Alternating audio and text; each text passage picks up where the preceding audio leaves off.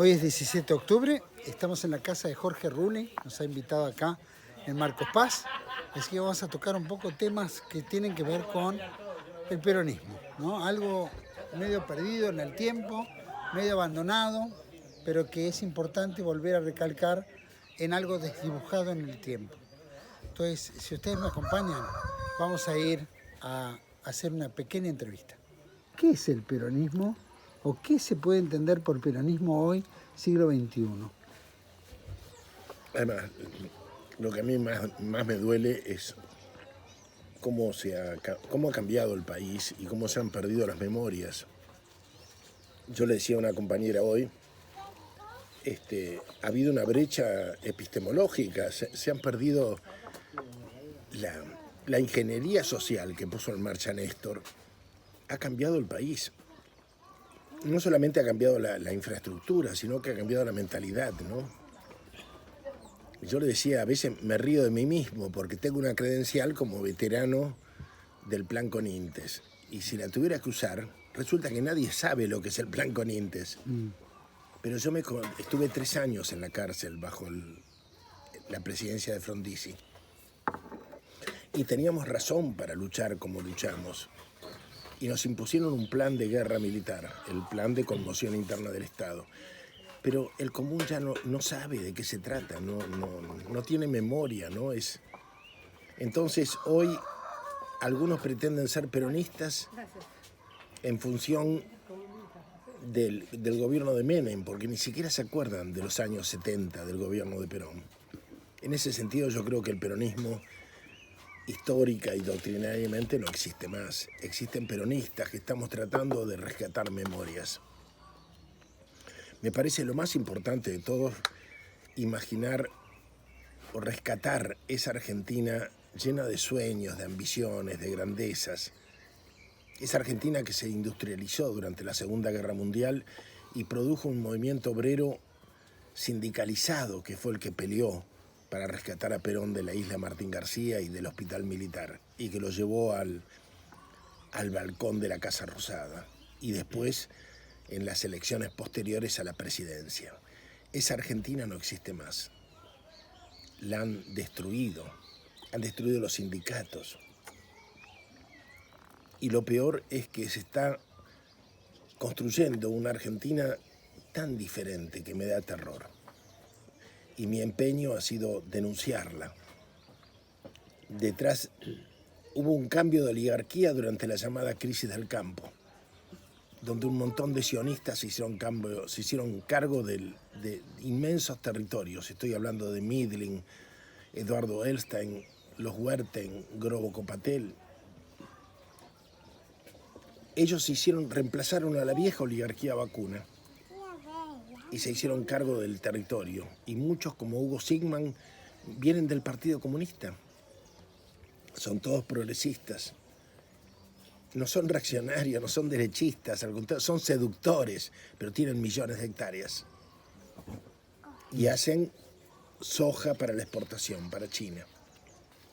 Y ahora se están uniendo con los que aprovecharon la destrucción del movimiento obrero organizado, con los movimientos sociales, con Pérsico, con el Chino Navarro, con Grabois, con Barrios de Pie. Y se está gestando una Argentina espantosa, totalmente distópica, ¿no?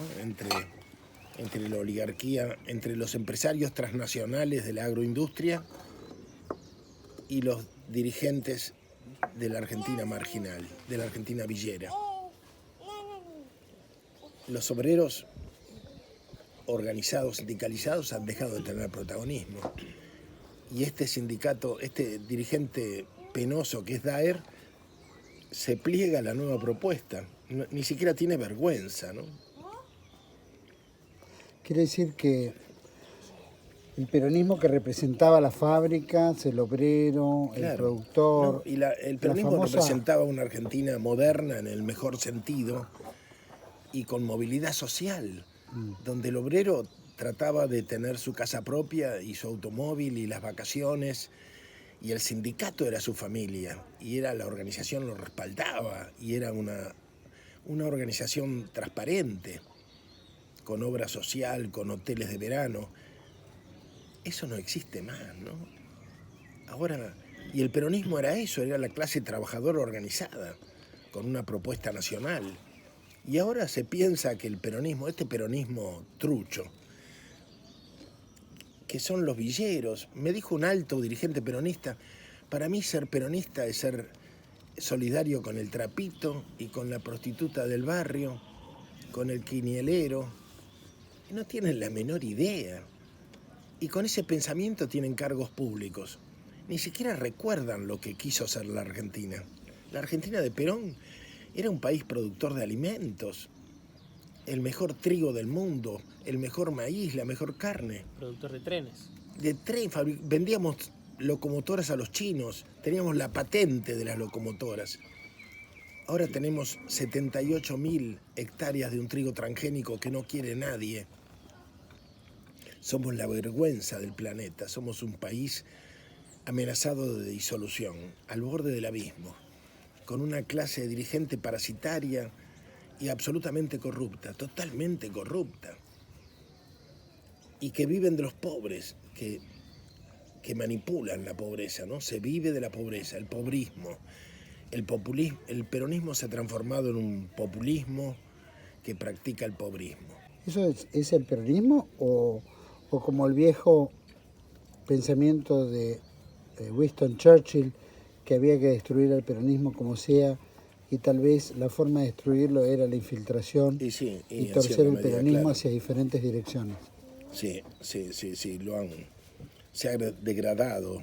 El peronismo, después de la muerte de Perón, donde a lo mejor habría que haber aceptado la muerte del peronismo con honor, permitimos una gradual devaluación, una degradación que lo llevó a una situación en la cual lo que hoy se llama peronismo es la garantía de las nuevas dependencias, ¿no?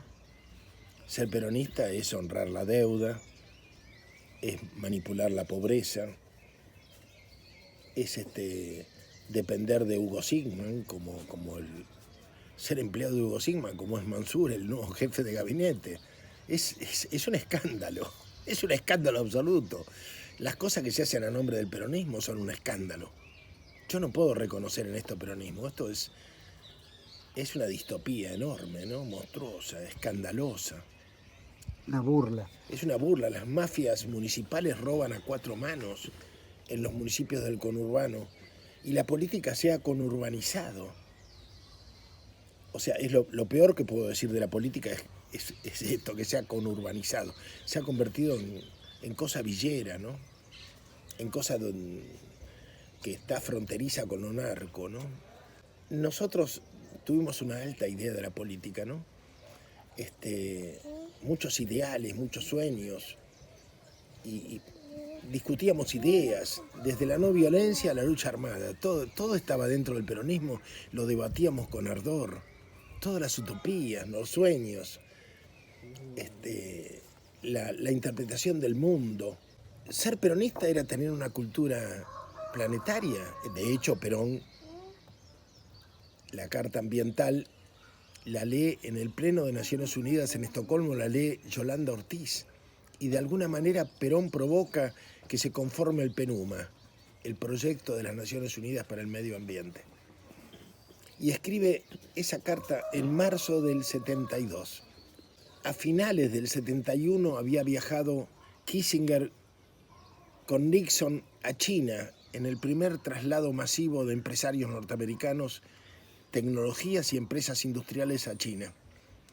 Viajaron a finales del 71 para encontrarse con Mao Zedong y comenzar a trasladar las empresas en lo que se llamó la globalización.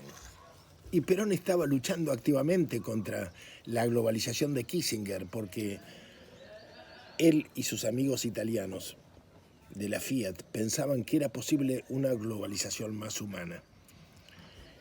Y 3 meses después lanza la Carta Ambiental a los líderes y gobiernos del mundo. Y era un Perón anciano.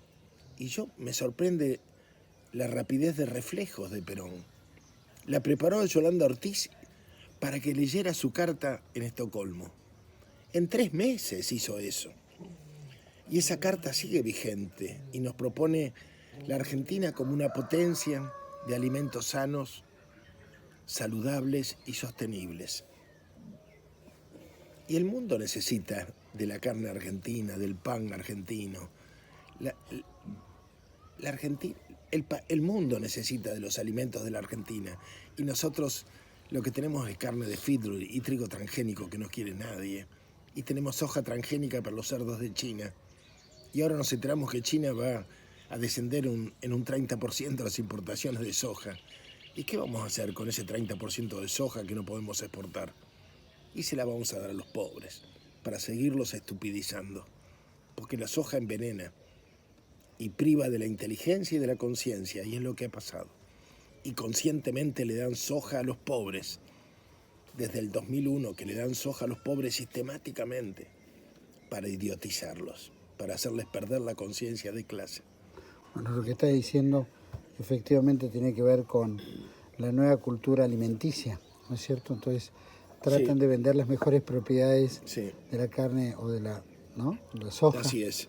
Como un elemento. Y bueno, y la Argentina... La carne sintética. La Argentina ha tomado un modelo de agroexportación de commodities que se ha reflejado en todo lo que producimos.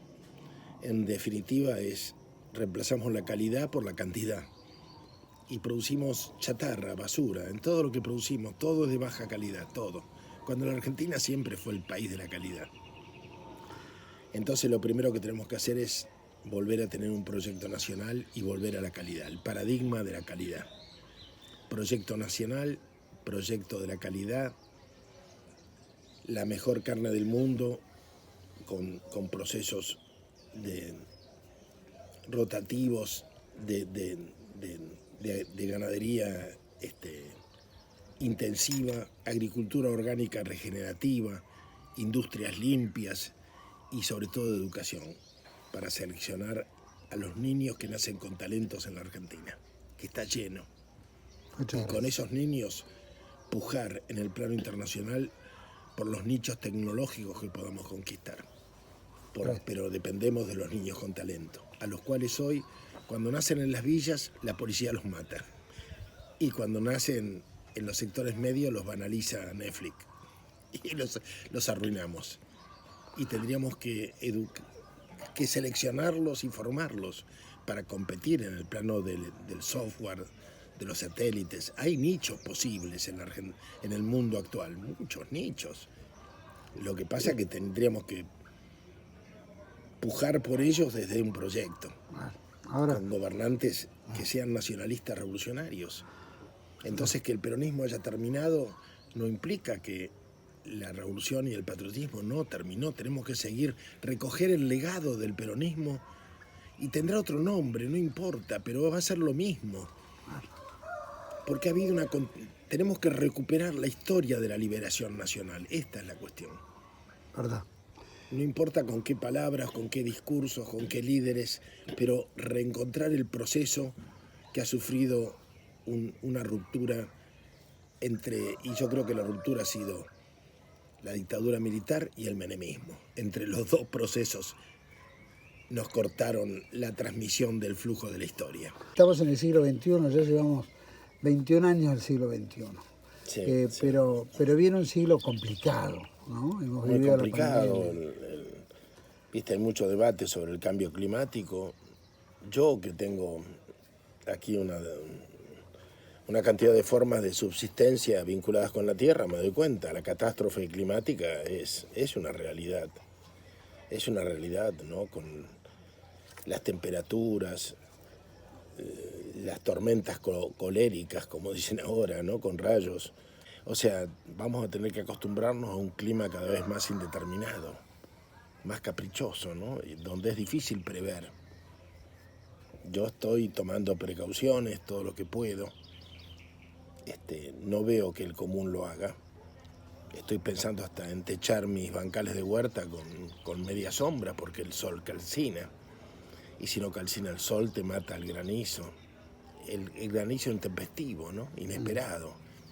Pero bueno, va a haber que acostumbrarse a esto, ¿no? Ahora le están dando importancia al cambio climático. Sí. Y esto es como que la pandemia, ya lo dijo el presidente Fernández, planteaba de que la próxima pandemia es la pandemia del calentamiento Sí. global, ¿no? Y se está dando en todo el mundo calentamiento global, calentamiento global. pero es como ¿Qué que implica no... eso? No ¿Cómo lo sé, entendés sí, vos a a ver, eso? claro, yo veo a mi alrededor mucha gente que confunde la defensa del planeta con la instrumentación que hace la mala política de la Agenda 2030. Entonces, no es fácil discriminar qué es verdad, qué es mentira. Yo empiezo a preguntar, a veces cuando me discuten o me dicen, Rulli, usted no se enteró del efecto HARP. Y yo sé lo que es el efecto HARP, pero yo le pregunto, ¿cuántos árboles plantaste en tu vida para tener la autoridad moral de discutir conmigo? Porque yo planté miles de árboles. Hice huertas en Suecia, en España, en todas partes, donde era 1000 veces más difícil que aquí. Para hacer una huerta en España trabajábamos primero con el pico, antes de trabajar con la pala, con el pico sacando piedras. Y me acuerdo las veces que me picaron las abejas, porque son abejas africanas, duras, terribles, no son las abejitas domésticas de la Argentina. Y ni hablar de Suecia, donde el suelo se congela, ¿no? Y hay que darlo vuelta y poner el pasto para abajo para comenzar a preparar en invierno el abono del bancal para el verano. Y sin embargo, yo conocí suecos que tenían la convicción de que plantando patatas, como dicen ellos en Suecia, ayudaban al tercer mundo. Fíjate vos. Y yo respetaba a esos suecos. ¿Cómo voy a discutir con ellos? ¿No? Eran suecos alternativos, ecologistas. Yo los respetaba y me formé bajo el ejemplo de Petra Kelly, que aquí casi no se la conoce, es la fundadora del movimiento verde alemán. Ella luchaba contra la ocupación china del Tíbet. No solamente era ecologista y por eso luchaba a favor de las culturas nativas que los chinos no respetan para nada. He estado en China y me consta. Los Han no respetan a los pueblos subordinados, menos nos van a respetar a nosotros. Pero bueno, siento que la gente cree que los que destruyeron el planeta podrían recuperarlo. Entonces, la representante de la Agenda 2030 es Victoria Tolosa Paz. Esto es Una burla. Es una burla, no es un escarnio. Para mí la carta ecológica, la carta ambiental de Perón, es un ecologismo que me guió. La Argentina tendría que valorar sus bienes naturales o sus recursos naturales, como quieran decirle, y aprovecharlos para producir algo de calidad que permita renovar la propia capacidad, que eso está probado. Podemos producir calidad con la agricultura orgánica regenerativa, por ejemplo, renovando el capital del que partimos. Porque en definitiva es como en el banco. Si entendemos lo del banco, ¿por qué no entendemos lo de la tierra? Vos no podés sacar del terreno, sí, podés sacar, pero se te va empobreciendo a menos que pongas. Hay un debe y un haber. Digamos, yo hice huerta en el jardín de infantes, está bien, se había producido el 17 de octubre. Pero antes a los niños se les enseñaba estas cosas, aprender a tocar las lombrices con las manos. Ahora hay compañeros que practican estas cuestiones y me dicen que le ofrecen una bolsa con lombrices a las maestras en una escuela y la maestra no puede meter la mano. ¿Cómo voy a tocar? Yo en una reunión de gabinete de la Secretaría del Ministerio de Agricultura de la provincia de Buenos Aires, yo propuse alentar la lombricultura. Yo venía de España y sabía que era una mina de oro la lombricultura, de lombrices californianas. El gabinete éramos unos 20. La risotada fue brutal. Y yo no entendía. Yo hacía 2 meses que venía de Europa del exilio. No podía entender. El ministro me dijo, Rulli, no te ofendas, pero acá la mayoría somos ingenieros agrónomos. A mí me enseñaron que los gusanos se pisan. Confundían lombrices con gusanos. Te estoy hablando de una reunión de gabinete ministerial. No podía creerlo. El representante nacional de suelos no entendía la microvida del suelo, que el suelo es vida y muerte. Comprendes que el humus son cadáveres de la microvida intensa que va muriendo, renaciendo, que somos humus, el hombre es humus.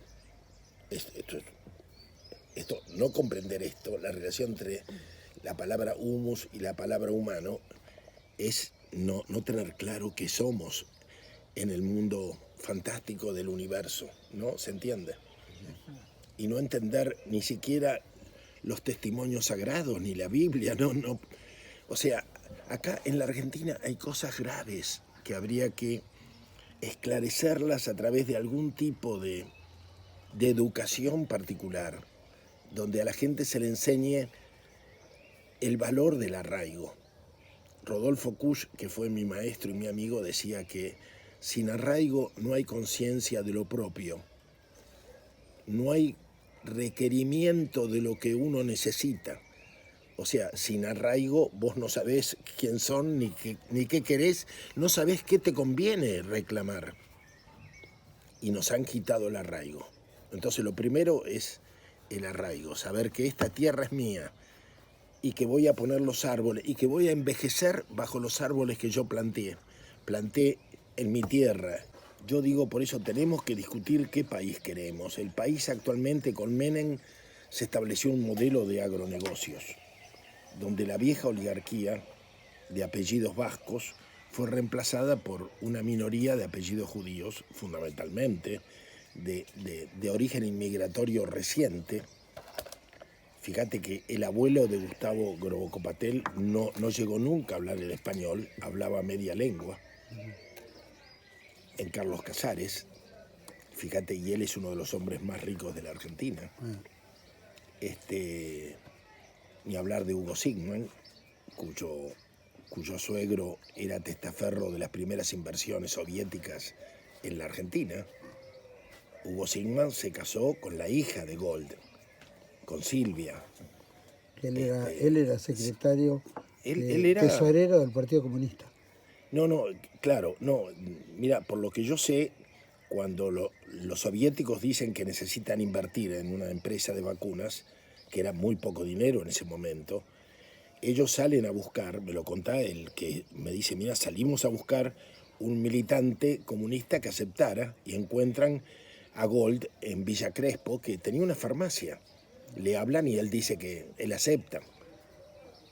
Entonces lo empiezan a ayudar, le viene más dinero, lo conectan con Cuba y después con la España de Felipe, de Felipillo, y se triangula y se arma una organización internacional. Lo integran al comité ampliado, al comité central ampliado. Como él ya es testaferro importante, él participa en las reuniones ampliadas en la calle Callao, y ahí se entera del golpe de Estado de marzo del 76. Y entonces él sale corriendo, la toma a la hija, a Silvia, la lleva al aeropuerto, le compra los pasajes, ella dice, no me voy sin mi novio. Y ahí entonces lo van a buscar al hospital de Lanús, al policlínico, donde era psiquiatra, y lo saca así de prepo, y en el aeropuerto le firma un poder para que presidan la empresa. Y así, y era de la FEDES, los dos, era una pareja de novios de la FEDES, de la Federación Juvenil Comunista, date cuenta. Y en Barcelona multiplican la fortuna, hasta son distribuidores del gas, no sé. Y muchos años después vienen, yo esto lo sé por informaciones que tengo, vienen a solicitud de Monsanto, donde Monsanto les pide que vuelvan a la Argentina, no solamente por razones de negocio, sino para crear el clima necesario para la agricultura industrial que Monsanto se propone implementar. Entonces, él desde ese momento, además de los negocios, tiene un marcado carácter cultural. Él dirige el Diplo, dirige una empresa cinematográfica donde el trabajo lento es de preparación para que la Argentina produzca y consuma transgénicos, por ejemplo, que en el mundo están rechazados y en la Argentina no. Todo ese trabajo lo hizo él a través de muchos años, invirtiendo parte del dinero que negoció con la actual presidencia del Partido Comunista, que en un momento dado lo convocan ahí a la calle Callao para que rinda cuentas en un momento de mucha crisis del partido. Me dice que cuando Hugo Sigman sale del escritorio del jefe del Partido Comunista Argentino, le pregunta qué pasó. Le dice el otro, está todo arreglado. ¿Y qué pasó? ¿Qué hizo? Dice, me entregó, mirá, $1 millón. Y este le dijo, sos un hijo de puta. La revista Fortuna acaba de declarar que tiene 7.000 millones y te arregló con uno. Andás a ver bajo la mesa cuántos más puso, ¿no? Pero a partir de ahí, la empresa de Hugo Sigman toma autonomía. Y ahora sí es de ellos. Ya no es del Partido Comunista. ¿Te das cuenta? Es increíble. Es un dislate total. Pero, es como que el país, que Argentina es poco serio hasta en eso. Ahora y viene... bueno, y esta es la situación, que tenemos una especie de nomenclatura donde las principales fortunas de la Argentina vienen del PC, porque Eduardo Elstein, que ahora es rabino, y estaba en la FEDES cuando militaba en el centro de estudiantes del Colegio Nacional Buenos Aires, donde se forma la élite. En el libro de la FEDES, de este famoso escritor argentino, no me acuerdo el nombre, que escribió tiene 2 libros, El Partido Comunista y la FEDES, y está la lista, y está Elstein. Es decir, la mayor parte de nuestros grandes megamillonarios vienen del PC. Entonces, claro, no es la derecha reaccionaria, no es la mesa de enlace. La mesa de enlace supuestamente es la oligarquía. ¿Cómo va a ser la oligarquía un tambero? Que vos me digas que es derechista y retrógrado, y entonces le dan un micrófono y cuando habla pierde gente, pero eso porque es tonto. Vos le das un micrófono a Gustavo Grogo Patel y envuelve a todo el mundo. ¿Eso se explica el 47% de pobreza? En una oligarquía hebrea. Y en cierta medida sí, porque han despoblado los espacios territoriales argentinos, han empujado a la gente a los conurbanos de miseria y los han entregado a gente, acordate, Julio, gente como Delía, por ejemplo, los estaban esperando. A Delía lo pusieron ahí y le pusieron la gente y él a cada uno le cobraba la casilla y cuando no le pagaban, acordate, él venía de la democracia cristiana, pasó al dualdismo. Y él tenía una barra de gente, me consta porque yo estuve en la CTA y discutí el tema de Delía con Víctor de Llenaro. Delía tenía detrás una tropa de 20 tipos de la barría de Sierra Chica. Venían expresos.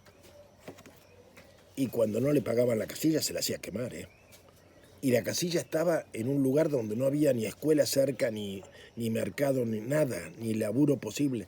Y la gente se daba cuenta que venían de Santiago del Estero o de Formosa y los ponían sobre un antiguo basurero industrial, una casilla de madera y cerca no tenían nada, ni colectivo, nada. Fue una estafa total. Y sin embargo Delía llegó a ser un importante funcionario de Néstor Kirchner, ¿no? Y era un gordo sinvergüenza, ladrón, como pocos. Y en la crisis del campo fue el que daba trompadas contra la presunta oligarquía de tamberos. Y quienes ganaron en esa crisis, y los grandes ojeros. Cuando, como dijo Grogo Patel, cuando terminó la crisis, yo tenía más tierras en Brasil que en la Argentina, claro. Si negociaron los puertos, las salidas, ¿entendés? Porque el país argentino se quedó paralizado, pero los molinos de soja y de biodiesel y los puertos no pararon nunca. ¿De dónde salía la soja?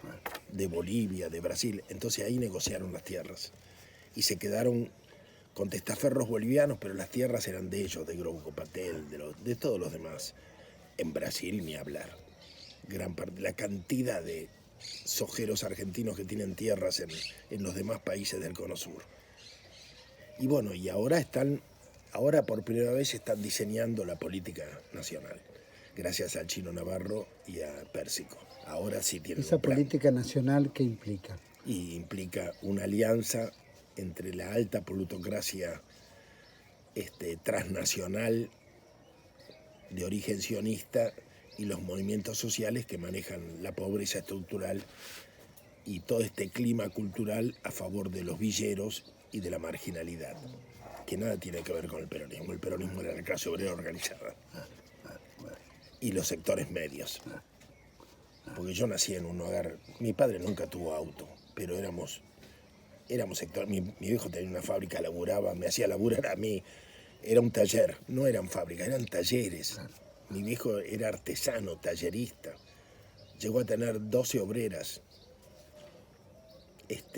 Quedamos en la pobreza cuando tuvo que indemnizarlas a todas porque un sindicato de la goma no lo comprendió. ¿Eso fue en la época de Menem? No, en la época de Perón. Mi viejo se volvió tan loco, mi viejo era tan peronista que para el 16 de junio, cuando el bombardeo, él le hizo un cartel, un palo con un cartel que decía "La vida por Perón". Y le dijo a las chicas, vamos todos a Plaza de Mayo, vamos a jugarnos por Perón. Se espantaron. Claro, eran chicas jóvenes, se escabulleron. ¿Y tu viejo te llevó a vos a...? Sí, como no pudo llevarla a ella, me llevó a mí. Así que yo vi el ómnibus despanzurrado con los cadáveres, todo fue muy fuerte para mí. Y yo tenía, imagínate, yo soy del 39. Tenía 15 años, iba para 16 años. Era un mocoso. Bueno, parece que pero, seguís siendo mocoso, ¿no? De sí. apariencia. Pero fue muy fuerte. Y mi viejo no decayó su fe en el movimiento nacional. Aunque nos vinimos, a partir de ese momento, toda la familia laburó, la reemplazamos. Laburaba yo, mi madre, todos, todo el día, porque quedamos en la pobreza más grande. El 55 nos encontró mal. Mi viejo era un líder de la CGE, pero era un pequeño, como te digo, ni siquiera veraneábamos, ni teníamos auto, ¿no? Éramos la clase media peronista. Pero con fe, esto es lo que no existe más, la movilización social, el deseo de tener la casa propia, ese es el horizonte que nos están quitando, ¿no?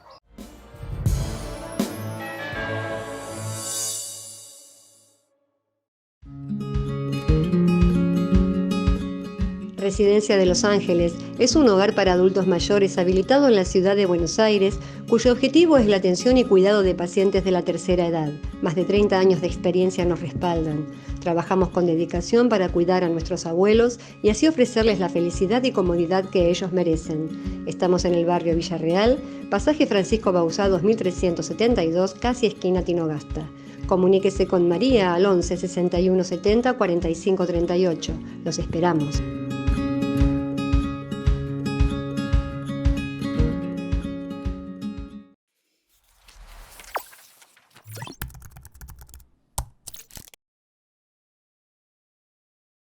Decir siempre la verdad primero tiene un precio.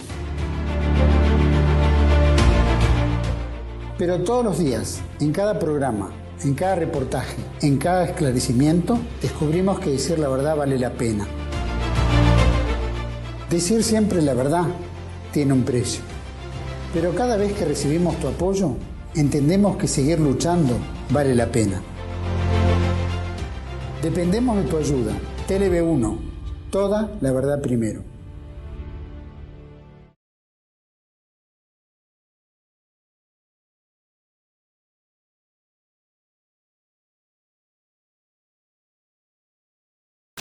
Bienvenidos a CEPA, Centro de Estudios del Pensamiento Americano. Nuevo sitio web de cursos de formación en política, filosofía, historia, literatura, geopolítica, religión, psicología y más. Cursos de formación que reflejan el verdadero pensamiento americano. Lo invitamos a elegir el curso de su agrado ingresando en www.cepa.la.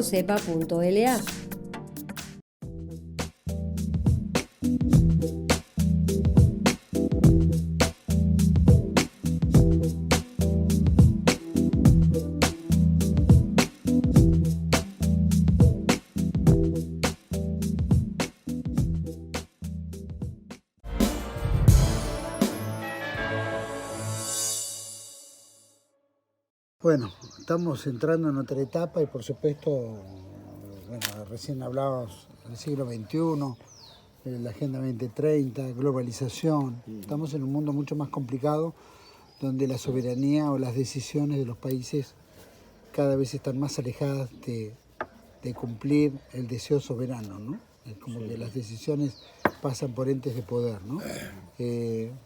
¿Qué le queda a la Argentina del siglo XXI? De un punto de vista peronista, ¿no? De lo que vivimos, obviamente, lo que estamos hoy y hacia dónde vamos.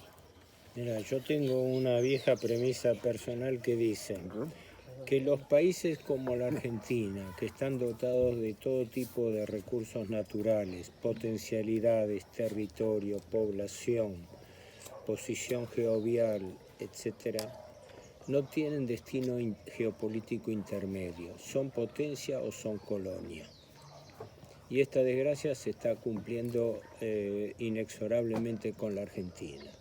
En la medida que no se ha dado en la Argentina una continuidad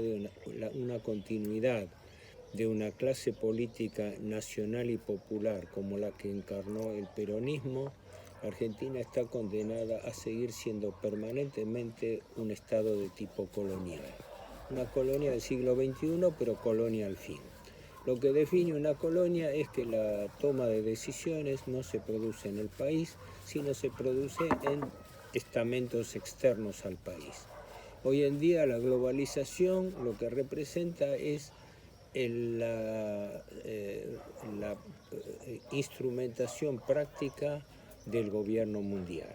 Es decir, en la Segunda Guerra Mundial se peleó por el dominio del mundo y hubo ganadores y hubo perdedores. Nosotros estamos viviendo el mundo de la posguerra, donde después de una doble experiencia capitalista para ver si el mundo iba a funcionar a través de un capitalismo privado manejado por un sistema de prensa dirigida por sectores privados o a través de un sistema policíaco regido por organismos del Estado, se llegó a una situación de hoy día llamada de globalización, donde lo que prima es esta tríada que yo mencionaba, la tríada gobierno de turno, partidocracia o pseudo-oposición y medios, que son los que controlan la opinión pública y que controlan la mente de la gente. El fallecido profesor Jorge Di Sandro tenía una frase célebre que hay que guardarla en marco de oro. Dice: la lucha mundial la lucha por el dominio del mundo pasa a través del control de la mente humana. Es decir, acá, la servidumbre empieza por la servidumbre mental. Y en consecuencia la destrucción psicosocial de la Argentina, esta sociedad neutralizada, es un prerequisito para la dominación externa.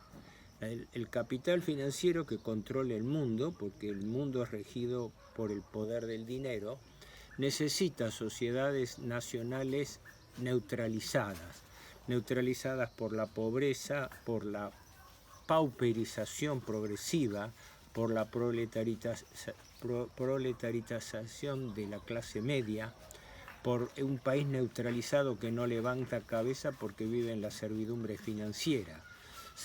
financiera pública a través del sistema de la deuda perpetua y servidumbre financiera privada a través de la usura de las tasas de interés que generan inflación.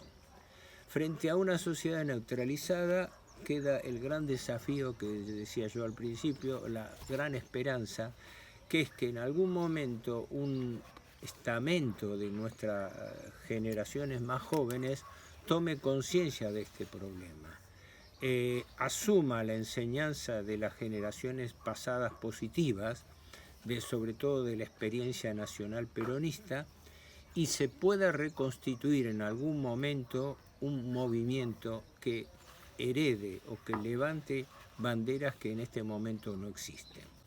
Uno tiene por un lado el escepticismo de que eso ocurra y por otro lado la esperanza de que Dios Padre no abandone a la Argentina y a su clase dirigente en la orfandad que hoy tiene. La gran desgracia es que no veo dónde se van a generar o cómo se pueden estar generando esas clases de relevo.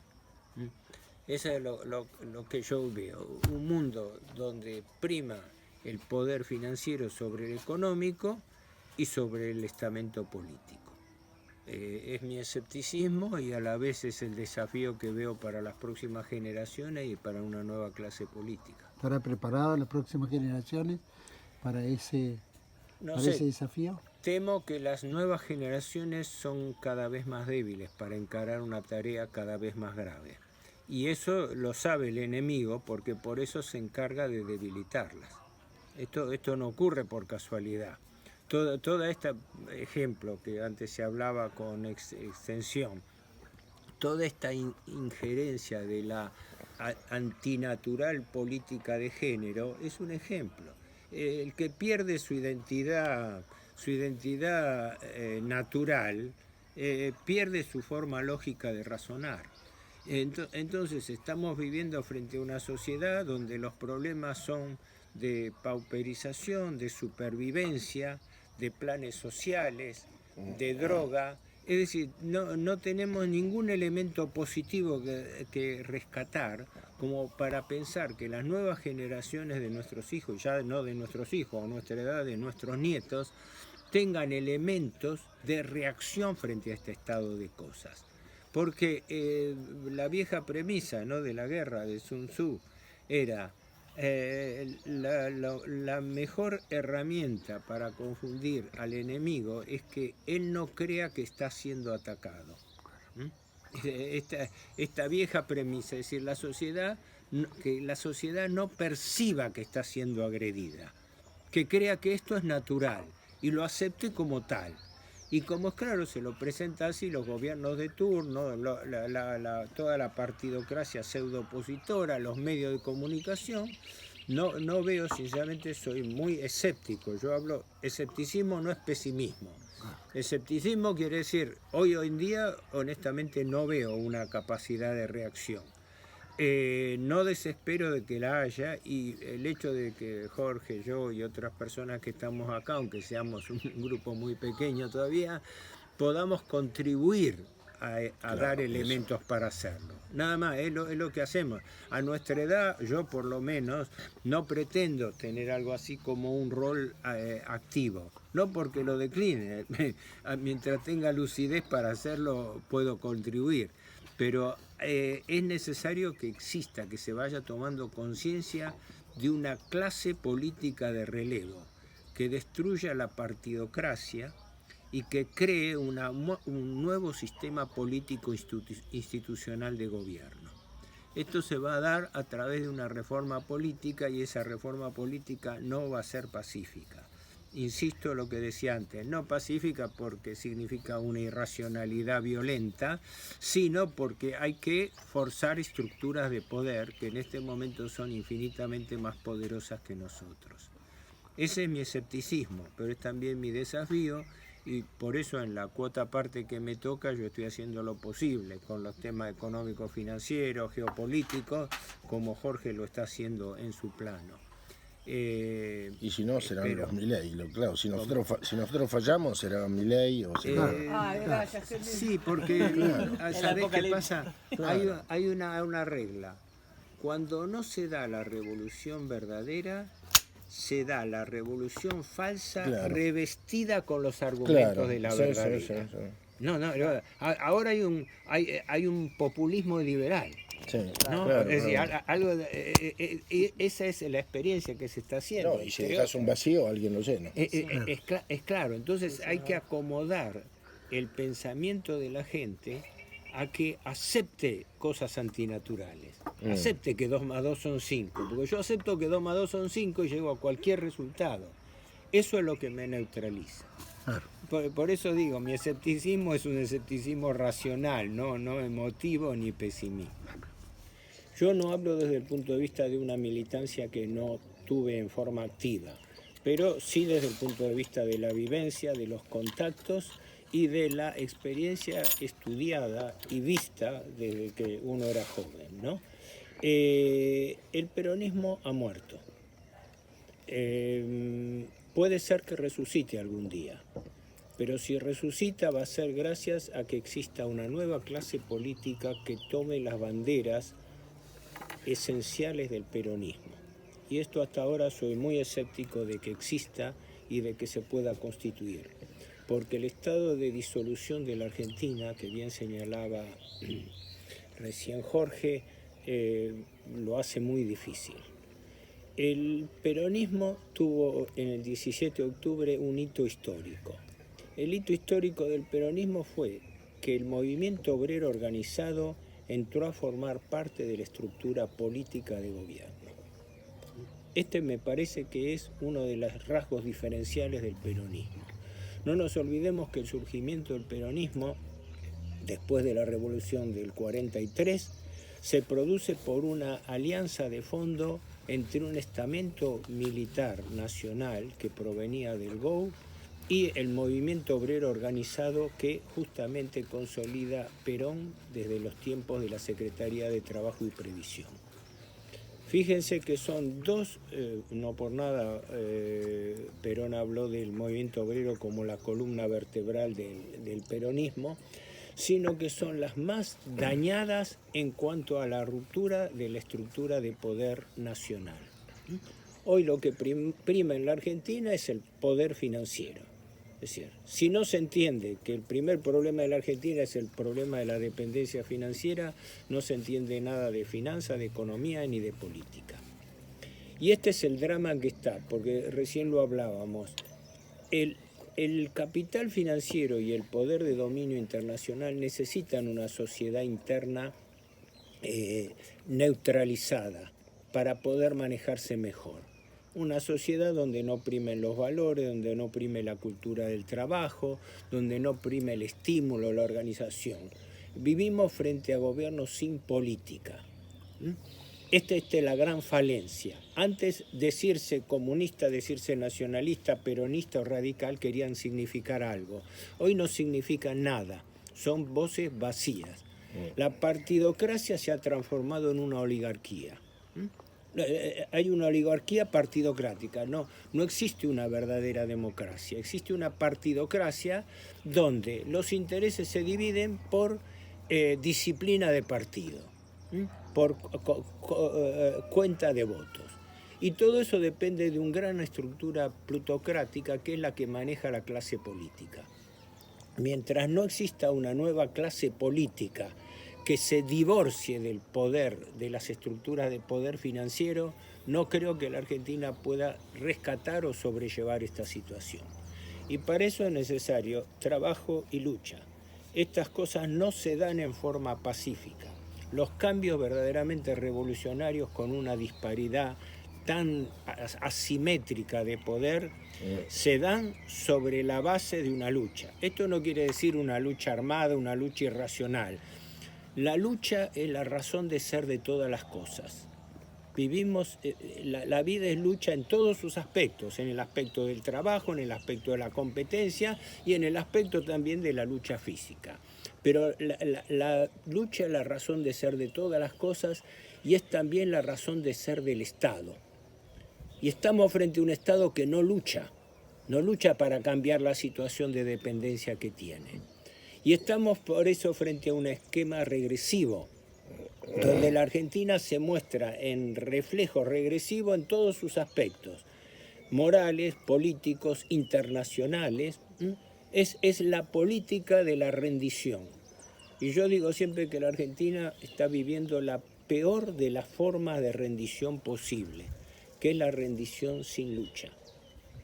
Porque el que se rinde sin pelear, en el fondo nunca termina de rendirse, porque nunca hay frontera para él, nunca hay límite moral.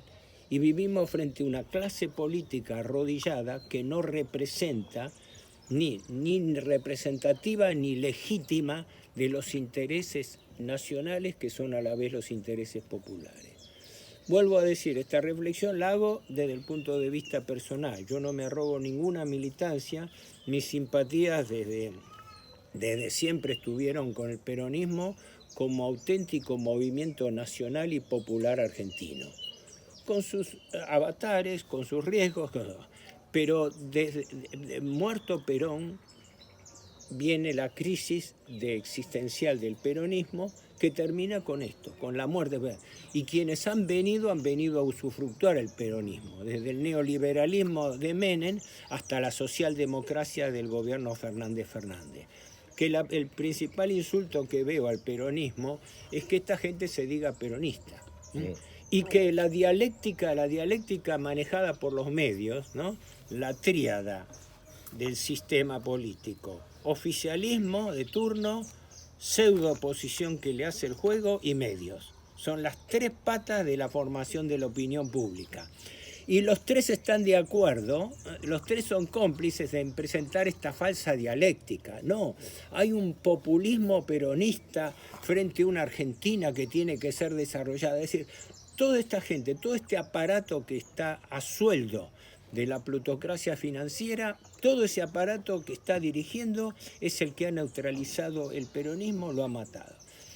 El gran desafío que tiene la generación más joven que la nuestra, y de esa manera nosotros podríamos apoyar, es que entiendan qué ha sido el peronismo, que entiendan su naturaleza y alcance, que estudien el peronismo, que sepan lo que fueron los planes quinquenales, que sepan qué fue la geopolítica peronista en su momento, ¿no? Que estudien el peronismo, no que lo hagan como una mera referencia hueca.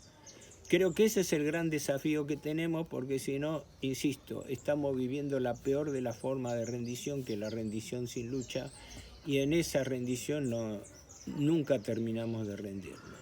Héctor, vos hablabas de los planes quinquenales, etcétera, había toda una estructura nacional, ¿no es cierto?, con relación a la producción propia, la independencia, ¿no es cierto?, económica, y cuando hablaban de lo económico lo hablaban en la metodología de trabajo, en la industria, ¿no? Todo el aparataje. Y hoy vemos que eso es como que se perdió, se fue diluyendo a través de los años, y hoy se reivindica un espíritu nacional que no es tal, ¿no es cierto? No existe, lo planteaba, pero nadie reivindica un espíritu nacional propiamente dicho, más allá de la fraseología hueca. Mira, los tres requisitos básicos de la frase famosa de Perón sobre independencia económica, soberanía política y justicia social, toman como referencia el famoso esquema o la frase mussoliniana de que no hay verdadera independencia política sin autarquía económica. Y la Argentina es un país dotado por la naturaleza de las capacidades suficientes como para poder montar una economía autárquica, autónoma, no dependiente. El peronismo lo encaró, fue aquel que tomó el toro por las astas de lo que era el desafío de la posguerra, de tener la oportunidad de que el peronismo encauzase al país en un camino de potencia, donde el comercio exterior estaba en el desarrollo de las industrias nuevas con incorporación de tecnología, que era lo que iba a dar y dio el salto de la industrialización argentina de posguerra, porque la Argentina era un país pobre, subdesarrollado, ¿no?, con una oligarquía rica, ¿sí? El profesor Federico Daus, que había hecho un estudio sobre el comportamiento de la economía argentina desde la década del 80, mostraba estadísticamente que el destino de las ganancias de los grandes terratenientes, que en ese momento eran terratenientes argentinos, hoy, como bien lo señala Jorge, son terratenientes extranjeros la mayoría, ¿no? Pero siguen siendo, que el mayor destino de las ganancias que tenía la clase terrateniente acomodada argentina fueron dos. La primera, la construcción de palacios en la Pampa húmeda, y la segunda, los viajes de turismo a Europa. Con la vaca, etcétera, ¿no? Exacto, esa es la triste realidad de la historia real argentina. En esto no hago ningún ideologismo, yo lo mío es un planteo ideológico en este sentido, es una realidad. El filósofo español que nos identificó perfectamente fue Ortega y Gasset, cuando dijo argentino a las cosas porque vio que nosotros nos vamos a morir hablando y discutiendo sobre grandes mentalidades y no poner las manos. Yo, en lo que a mí toca, sobre todo en materia económico-financiera, lo único que veo es esto. Primero, la Argentina está frente a un problema fundamentalmente financiero, no económico. La forma de independencia de la economía con respecto a la subordinación financiera pasa por el triple sistema monetario, cambiario y bancario.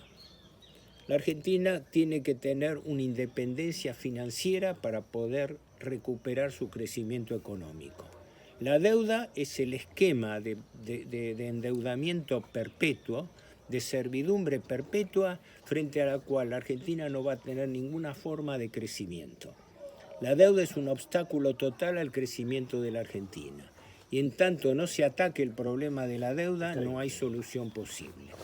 La Argentina debiera blanquear su insolvencia, debiera plantear crudamente la auditoría y la investigación de la legitimidad de la deuda y debiera encarar los delitos que se han cometido para contraerla y para mantenerla hasta el presente. 40 años de sometimiento de una dictadura financiera que no se retrotrae. Simplemente, no sé si con esto contesto a tu pregunta claramente, pero ese es el gran desafío que tiene la nueva clase política que todavía no existe en la Argentina y que nosotros trabajosamente tratamos de transmitir ahora para que exista no un peronismo formal, pero sí un nuevo movimiento que rescate las banderas del peronismo para el siglo XXI. No sabemos si eso se va a dar o no, quizás no vamos a vivir para verlo. ¿Cómo serían esas banderas? Bueno, las banderas del peronismo, aparte de las 20 verdades, están dadas fundamentalmente por la política argentina, es decir, vivimos en una época de gobierno sin política y donde se rescate fundamentalmente la base de la autarquía económica del país, la base de la independencia de su política exterior y el cambio de estructuras de poder político, económico y financiero en la Argentina. Para eso, entre las medidas, tendría que atacarse el problema por el lado financiero, porque si no se soluciona el problema financiero, no hay política económica que aguante. Si vos no sabés cuánto vale el peso, cuánto vale el dólar, cuánto es la tasa de interés, si no se definen y se estabilizan primero las variables financieras, no puede hablarse de política económica. Es una tarea tan desafiante que cuando uno se pone a reflexionar sobre eso hasta le teme. Pero ese es el desafío que tiene que encarar la Argentina. Que estemos o no en condiciones de hacerlo depende del esfuerzo que pongamos cada uno. Gracias. Héctor. Quería dialogar un poquito por supuesto. con Héctor. No, Bueno, me parece Yo muy bien. estoy totalmente de acuerdo en que hay que auditar la deuda Sí. y ver si acaso dejamos de pagarla y que eso, por supuesto, es como tratar de nadar con un adoquín al cuello, ¿no? Es decir, en eso estamos de acuerdo.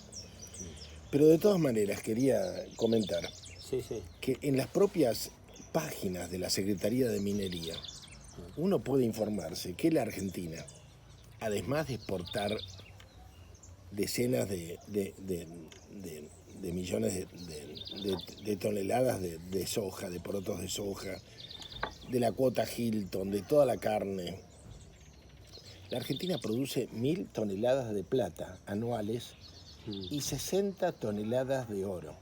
De oro. 24 minas en la Argentina, de las cuales creo que 22 están en la provincia de Santa Cruz. Santa Cruz. Entonces yo digo,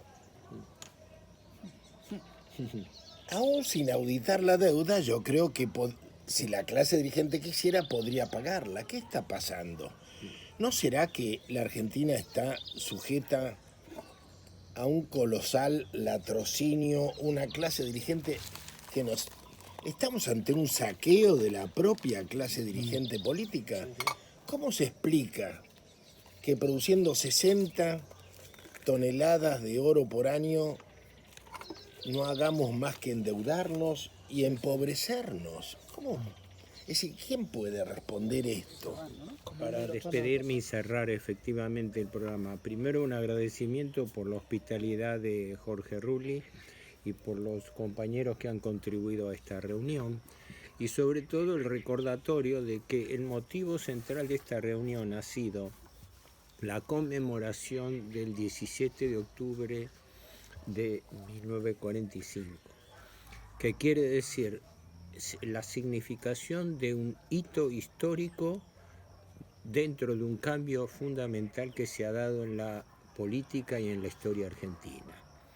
Un hito que paradójicamente los propios peronistas, entre comillas, de hoy ignoran, soslayan y que han dejado para ser usufructuado por quien no es peronista, el movimiento kirchnerista, que ni siquiera lo reivindica para sí, ni en su ideología, ni en su política práctica, ni en sus proyecciones. Esto es un tema importante para aclarar, porque se ha instalado la falsa dialéctica de que estamos frente a un gobierno populista peronista. Y resulta que no existe gobierno populista peronista.